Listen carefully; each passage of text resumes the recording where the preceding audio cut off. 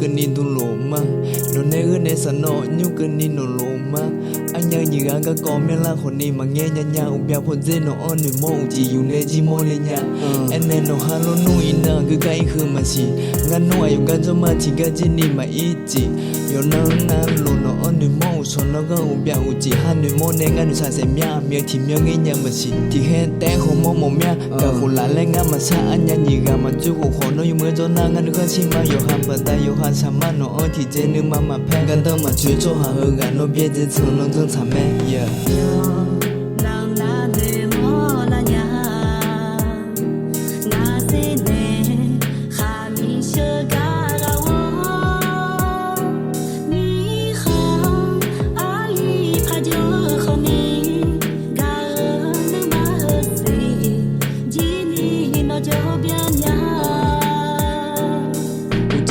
nó mà mò nửa la nên nó mà cho khuyên nè yêu thì cái cho mà ina khơi la mà chỉ mà mò yo mi na lộมือthứ thôi nghe choi cho họ mà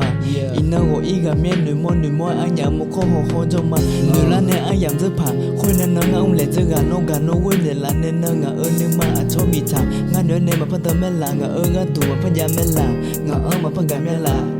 khuyên nè anh giảm một lên nhà lô nung ngà ổn lên nên rất hay một nhà anh chỉ biết cho con ngà cho mà nó mang ngà lệ chỉ cái gà cho na nó mà cho khuyên nè nó ngà ơn nhưng mà yo ba yo boy yo gà thì chỉ cái tâm mà chuyển lên nhà nó nửa mò nhà